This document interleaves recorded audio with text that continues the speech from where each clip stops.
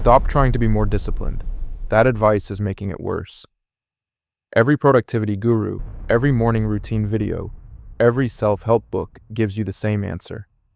Discipline more. Try harder, wake up earlier, push through. And you do try. That's the part nobody talks about. You're not undisciplined because you stopped trying. You're undisciplined because the advice you've been given is built on a misunderstanding of how discipline actually works. Here's what the failure actually looks like. You set the alarm for 6 a.m. You make the plan. You feel the motivation. Day 1 goes well. Day 2, a little harder. By day 4, the plan is forgotten and you're back where you started. Except now, you feel worse about yourself than before you tried. This loop is not a character flaw. Every person who has ever tried to build a habit and failed has experienced this exact sequence. The problem is structural, not personal. The reason this loop repeats isn't weakness. It's a fundamental misunderstanding of what willpower is. Willpower is not a character trait.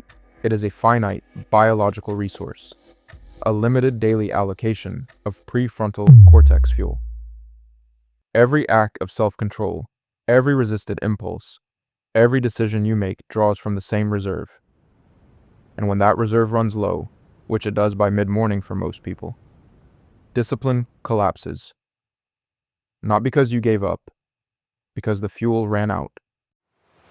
So what is discipline if it's not willpower? Discipline is the output of a functioning system, not a trait you have or don't have. Not something you feel on good days and lose on bad ones. It's what happens automatically when 3 biological systems are working together correctly. When those systems break down, which is exactly what modern life is designed to cause, discipline disappears. Not because you changed, because the system changed. If you've watched this series from the beginning, you already know what those 3 systems are. Dopamine, your brain's reward signal, which sets your motivation baseline. Mental energy, the cognitive fuel your prefrontal cortex runs on. And your environment, the cue system your nervous system responds to automatically.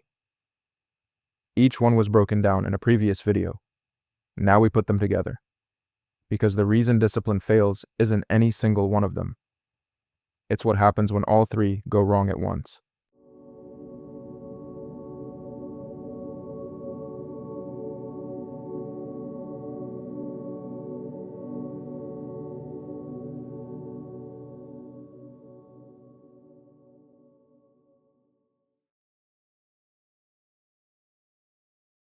At MindBody System, we call this the MindBody Loop.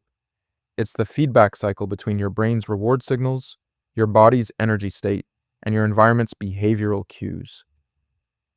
These 3 systems don't operate independently. They talk to each other constantly. When the loop is functioning, focus comes easily.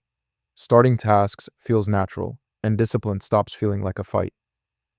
When the loop breaks down, discipline requires effort that most people simply don't have in reserve.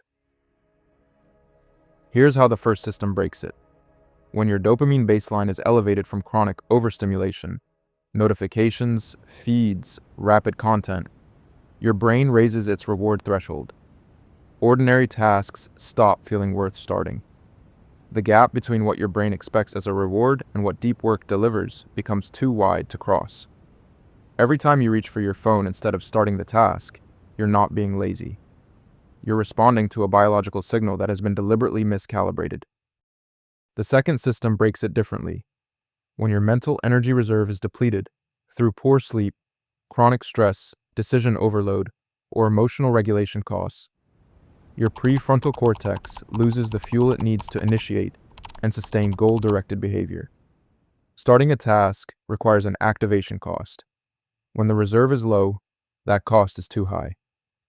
This is why the same task feels effortless on a good day and impossible on a depleted one. The task didn't change, the fuel did. The third system is the one most people underestimate. Your environment is not a passive backdrop. It is an active behavioral programming system. Every object in your visual field is a cue that triggers an automatic response before your conscious mind engages. A visible phone activates the urge to check before you decide to. A cluttered desk activates low-grade anxiety that competes with focus. An open social media tab activates the stimulus-driven attention system. You are responding to your environment every second. The question is whether that response serves you or undermines you. What makes this genuinely serious is how the three systems amplify each other when they break. Elevated dopamine makes focus feel unrewarding, which depletes mental energy faster because you're spending willpower resisting constant urges. Depleted energy makes emotional regulation harder, which elevates cortisol, which degrades sleep, which depletes energy further. A dysregulated environment keeps triggering the stimulus system, which elevates dopamine baseline, which makes the focus gap wider. It is a three-way feedback loop that tightens the longer it runs. Here's the reframe that changes everything. You have been trying to override the loop with willpower. That is like trying to drive a car with a flat tire by pressing harder on the accelerator. The solution isn't more force, it's fixing the tire. Discipline doesn't require extraordinary willpower. It requires an ordinary system that works. And a system that works is something you design once and then let run.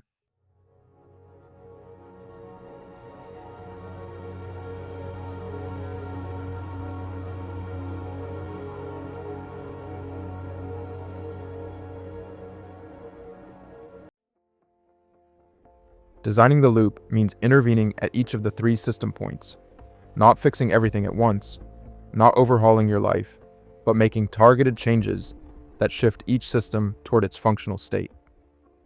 The changes are smaller than you expect. The effects compound faster than you expect. And the result isn't a person who tries harder. It's a person who built an environment where trying hard is no longer required for the basics. Intervention 1 targets the dopamine node. The goal is to lower your stimulation baseline so that ordinary tasks feel engaging again. The single most effective input: protect the first 60 minutes of your day from high stimulation content. No social media, no news, no rapid content. Let your dopamine system wake up without being immediately flooded.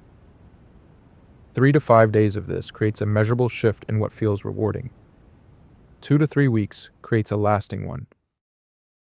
Intervention 2 targets the energy node. Protecting your cognitive fuel means two things. First, identifying your peak energy window, the 2 to 3 hours when your prefrontal cortex runs at maximum capacity, and reserving it exclusively for your most important work. No meetings, no emails, no logistics during this window. Second, pre-deciding the day the evening before, so your peak window isn't spent deciding what to do with it. Decisions made at night cost nothing in the morning. Intervention 3 targets the environment node, and it may be the highest leverage of the three. Your environment programs your behavior before you make a single conscious decision. So design it in advance. Remove the cues that trigger distraction. Phone out of sight, notifications off, one tab open. Add the cues that trigger focus. A simple start ritual, one task, written and visible. Your nervous system will follow the cues automatically. Design the cues deliberately. Here's what's different when all three interventions run simultaneously. The dopamine reset makes ordinary tasks feel engaging, which means starting feels natural rather than forced. Protected energy means the prefrontal cortex has fuel when it needs it, which means follow-through happens. Designed environment removes the cue triggers, which means the stimulus system stops firing constantly, which reduces the energy tax of self-control. Each intervention reduces the load on the others. The system becomes self-sustaining. One more thing about starting. The barrier to action is almost never effort. It's initiation. The first 2 minutes of any task are the hardest. Once the brain has started, momentum takes over, and continuation becomes significantly easier. So the rule is simple. Start smaller than feels necessary. 1 sentence, 1 rep, 1 line of code. The commitment is to the start, not the finish. The loop handles the rest.